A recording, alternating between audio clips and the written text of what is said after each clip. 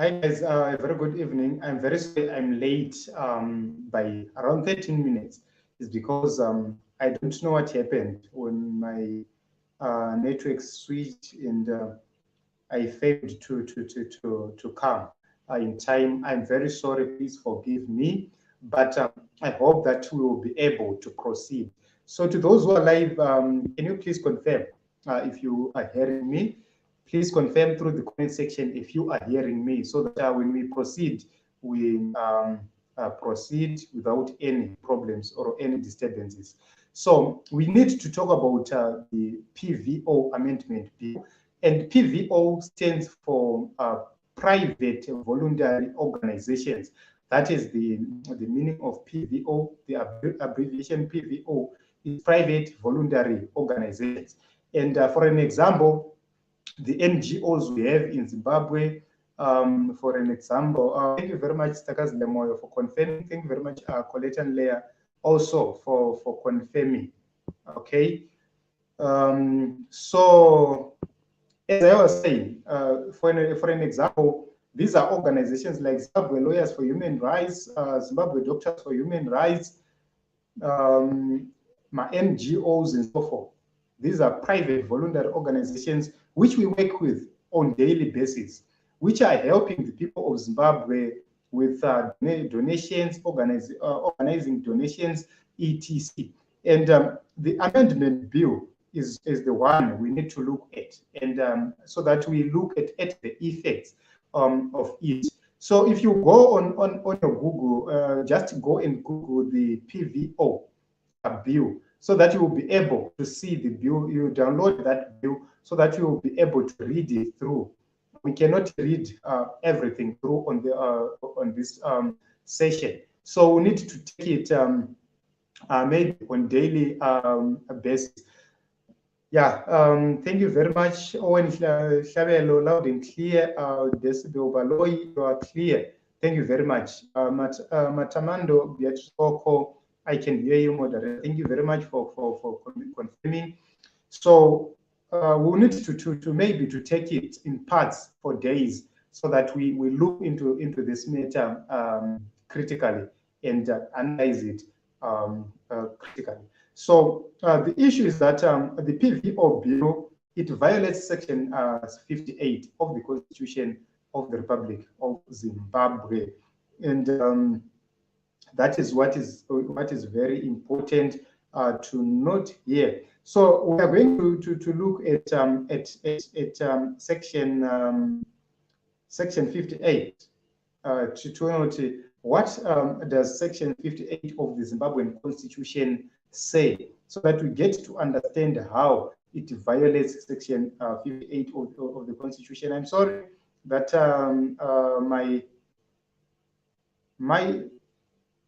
my Constitution is slowly opening, but yeah, I hope that I will be able to get there timeously. I can't find my physical Constitution. I don't know where I placed it. The digital one is opening slowly. Section 50, 58.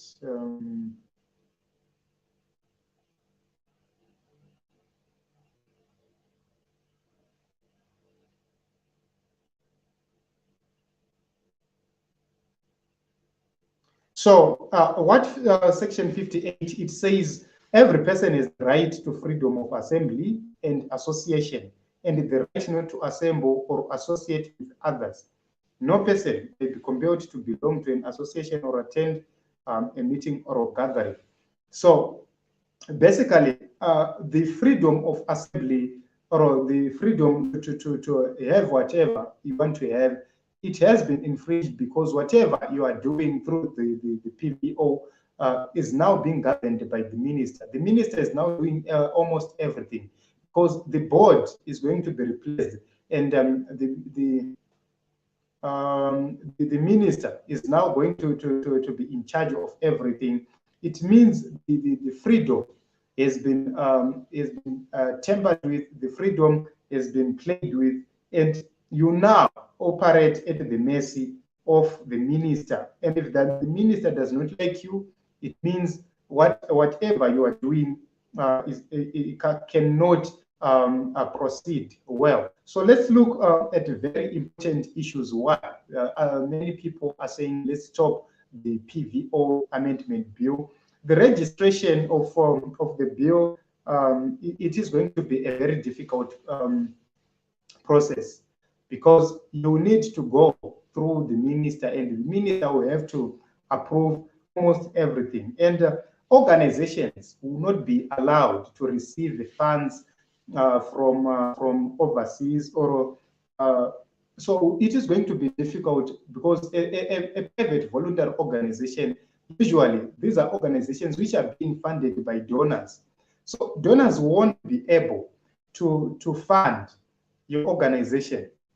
So even for charity, you won't be able to do it unless you have registered and the minister has approved your registration. So it means that everything you are doing right now, you can actually see that it is going to be difficult for these organizations to do so, because it will be at the mercy of the minister. If the minister decides to reject that funding, he rejects it. If he decides to approve it, he approves it. It is on the mercy of the minister.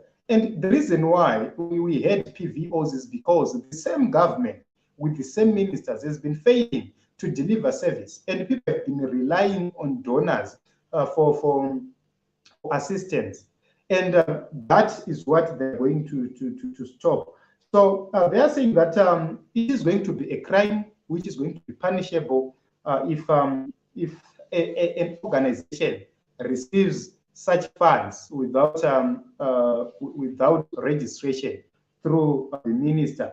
So you can actually see that this PVO bill seeks to close the civic space, and you can actually see that we are going to live in a sort of a prison in our own nation, where we will not have much needed freedom. There won't be tolerance, etc., etc. And that is a problem, because our nation cannot afford to live at this moment without a PVO. With this kind of government we have, it won't be able to operate well. It means my organizations like Zimbabwe Lawyers for Human Rights, the people who have been funding for that human rights assistance, legal assistance, won't be able to fund if the minister decides not to approve that funding. It means Zimbabwe Lawyers for Human Rights will be incapacitated, and those lawyers who have been representing political prisoners won't be able to do so. Go to the Zimbabwe Doctors for Human Rights. If this bill is passed, it means the ZDLH will need to apply to the minister for approval for the funding. If he doesn't approve, it means the organization won't be able to represent the victims who need medical assistance after their rights have been infringed. So it is another problem here. So majority of the people of Zimbabwe, they rely on aid, and they are going to suffer, because the consequences of the long procedure are going to be suffered. We know the corrupt government we are dealing with. It means that a lot of people will need to pay, or to bribe, or to be corrupt for them to be able to register these PVOs, which is going to be a problem to the people of Zimbabwe. And we are going to see our people, who have been relying mainly on aid, suffering a lot, because we are going to see a lot of PVOs pulling out. A lot of people are seeing it not fit to come to Zimbabwe to do anything which is meaningful. So you can actually see that what's going to happen is that the minister is going to introduce the amendment, and it is going to prohibit people to do fundraising. So we have seen the fundraising here. For an example, the fundraising of Advocate Nelson Chamisa's car. For us to be doing that, it will need for us to go and register a PVO. And that PVO will need to disclose the sources of funds. Kuti zvakaita sei motikari yavari kuda kutengera President Nelson Chamisa yakamira sei. And here is another trick which there. For you to be able to fundraise for the party, you need to register a PVO. Once you register a PVO, the PVO is not allowed to associate with the politics. So it is not allowed to associate or de-associate itself with a certain political party. It means that if they associate themselves with CCC, it is going to be a problem. If they associate themselves with they de-associate themselves with ZANU-PF, it is going to be a problem. So this is a trick to make sure that funds will not flow into the country, to make sure that people need assistance won't be able to get assistance, to make sure that the people we have been funding for the 2023 elections for CCs won't be able to fund those elections. So this is the reason why we are coming with these issues, so that we talk much about them. So you won't be able to receive assistance, and our relatives who are in the rural areas are going to suffer, because most of them, they have been relying on aid and assistance from foreign donors and so forth, which means we are going to see much problems. So another point here is that the PVO, we are going to have a registrar, and this registrar is going to deal with the issues of the PVO and in terms of registration. So if you need to appeal for anything, for an example, if your registration is denied, you have to go to the minister to appeal, and if the minister denies you, that is that. There's no judicial review. You cannot go to the courts to dispute that. You cannot go to the courts and say our PVO has been denied A, B, C, D. We need recourse. They will say go to the minister. That is what the Act say. So it is going to be a problem and a direct infringement of the Constitution of the Republic. So the reason why we quoted Section 58, which is the freedom of association, is because anybody can choose to associate with whoever. So the PVO will disallow any voluntary organization to associate with any political organization, which is a problem, because, for an example, in Zimbabwe Lawyers for Human Rights is associated itself more with the Citizens Coalition for Change, for reasons being the people who are being persecuted or who have their human rights being infringed are more in CCC at this moment. However, Zimbabwe Human Rights Lawyers represents everybody, even ZANU-PF people.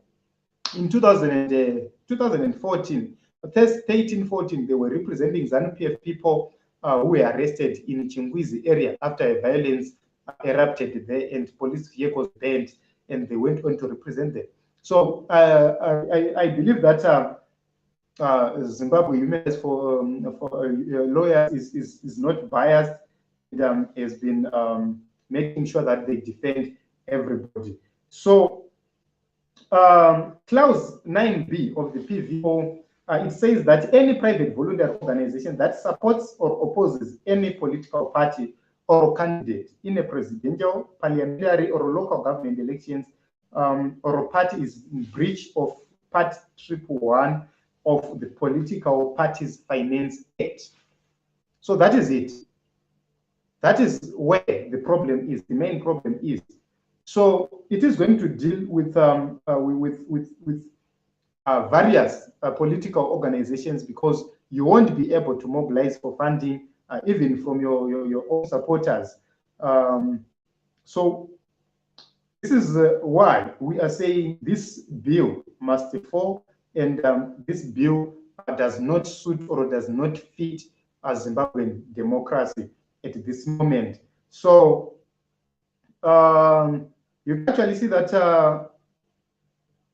we have tried to cover the issue. We've tried to make sure to do justice on this issue, touching on the basics of the bill and its effects, so that we start from somewhere, so that when we get to the next conversation, we'll have somewhere to proceed from. So, in my view, this bill violates the Constitution of Zimbabwe. It violates the rights of the people of Zimbabwe. And I don't believe that we really need this PVO bill. So, you can actually see that I don't believe that we are going to see anything of a sort of a referendum happening, or I don't know how they are going to do it, but in my view, that this cannot work. The human rights, what do you call it? The rapporteur, Clemens Nyalotsetsi, I don't know how to pronounce that name properly. When he came to Zimbabwe, he discussed about that issue and dismissed the PVO bill and regarded it as a threat to human rights and a threat to the freedoms of the people of Zimbabwe. And the ZANU-PF people are very angry at him, and they are having insults on him just because they don't agree with him. So you can actually see that we have tried everything here. I don't know if you have any questions for today. We don't want to take it long, so that people will be able to follow. We don't want to take it longer than this. So we don't need this PVO to become law. Do you have any questions? Please put them through the comment section, so that we answer you while we are here. So if you are a legal expert and if you want to take part in this platform, you are free. In the comment section, I put a link. If you want to join us live right now, please go to the comment section, to the description box. Go to the description box and use the link which is there to come here live if you want to add anything regarding this PVO bill, or if you want to ask a question live regarding the PVO bill, so that we can deal with it right now. So I don't see any questions coming through. Garrison, from a scale of 1 to 10, what are the chances of us winning 2023 elections? Okay, I think we need to talk about elections on another day. Today, we want to talk about the much touted PVO bill. So the PVO bill was published and gazetted on the 5th of November, 2021. That is when it was gazetted in the government gazette. So if you check the government gazette of 5 November 2021, you'll be able to see the PVO bill. Go and type PVO bill, Zimbabwe PVO bill, you'll be able to get it. Okay. And then Lemoyo, why the PVO bill, PVO working conditions altered? What is happening is that the government of Zimbabwe is citing issues of terrorism. They are saying that the non-governmental organizations, or the PVOs, are supporting terrorism, they are supporting terror, or they are funding terror activities in the nation. That those are the allegations, and they are trying to know what comes in and from where, who gives who what, and that is not a problem, because the PVOs can declare the source of their funds and so forth. Where the problem is, you have to register for you to get the funds, and the minister or the registrar should approve. That is where the problem is. So you can actually see that the working conditions is that in the past, the PVO bill, the PVOs had a board of directors, sort of board of directors which will run the whole thing of registration and so forth. But right now, they are going to introduce a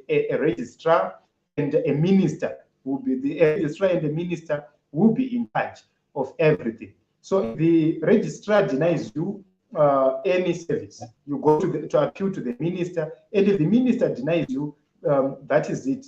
There's no legal recourse allowed for it. So thank you very much, Stakas Lemoyo, for the question, and I hope I have answered you. So I don't see any further questions regarding this PVO bill, which I can answer. So in conclusion, we feel that the people who are being targeted are the NGO. Look at the Zimbabwe Lawyers Human Rights. For them to operate, there are people who are financing them. There are people who are donating for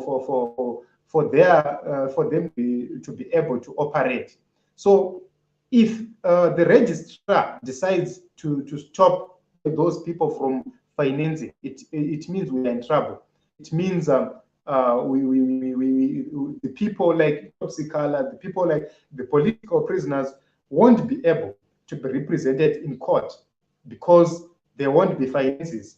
The same applies to the Zimbabwe Doctors for Human Rights and so forth. And the PVO kanava kushanda like this during elections, it means they want to unleash violence. Portia organizations that record information in my victims, victims. Yes, because what is going to happen is that the minister now controls everything, and they have said it clearly that the PVO is not going to look or to give a side in anything with regards to elections. It means when I'm beaten and I go to Zimbabwe Lawyers for Human Rights during the elections and I say my rights have been violated and I'm a CCC member, the Zimbabwe Human Rights will say, Lawyers for Human Rights will say, we cannot represent you because this is a political matter, you are a CCC member. So if we are to represent you, we are going to violate the conditions of our working conditions as a PVO, which means I won't be able to be represented by the Zimbabwe Lawyers for Human Rights. I won't be able to be examined by Zimbabwe Doctors for Human Rights and so forth. So this is a problem, and you can actually see that they've put the clauses which are going to make it different for the people of Zimbabwe to be able to access the services of PVOs during the elections. So I don't see my questions, so maybe I need to quit this session at this moment. Then we'll continue with this discussion at a later stage. I will find the specifics from the PVO bill. Then I'll come with it. Today I just decided to cover it random, so that when we go for another session, we will be knowing what exactly to talk about and what exactly to cover. So I'm going to tell you the next coverage on this issue of PVO amendment bill in our next session. That is probably tomorrow. So or the day after tomorrow. Tomorrow maybe we need to do a constitutional item. So we'll see Kanatika Gona Kuitana 5 a.m. If we are able to do another session at 5 a.m. and another session at 9 p.m., we'll be able to do it every day, looking at the various bills, because we have so many bills. We have the labor bill, which is there. There is a police bill, which is there. And so these bills are so many. We need to bring them. We need to cover them. So I will do it on daily basis, covering various bills or different bills which are in Parliament. So we'll be switching. In the morning, we do parliamentary business. In the evening, we do the constitutional business. If we do the constitutional business in the evening, in the morning we do the parliamentary business. So tomorrow morning, if we are able, we will be doing the constitutional business and covering the Constitution of the Republic of Zimbabwe. We need to have a constitutional study so that we know what the Constitution says, and so that people would actually know where their rights have been violated. So thank you very much for coming. Thank you very much for your support. Please subscribe. Please ring the notification bell so that whenever we go live, you'll be able to be notified. we are live.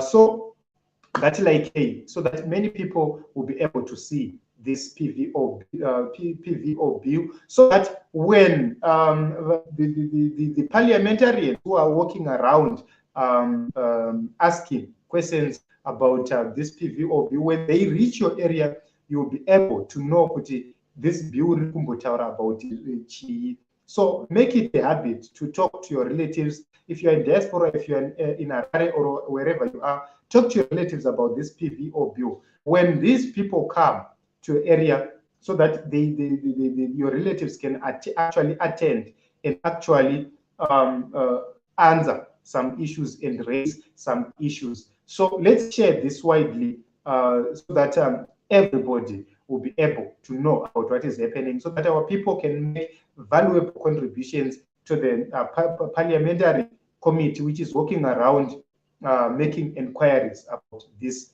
bill. A lot of people won't know about what is happening because we don't speak about it. So let's have an opportunity to speak much about it, educate our peers about it, educate everybody about it.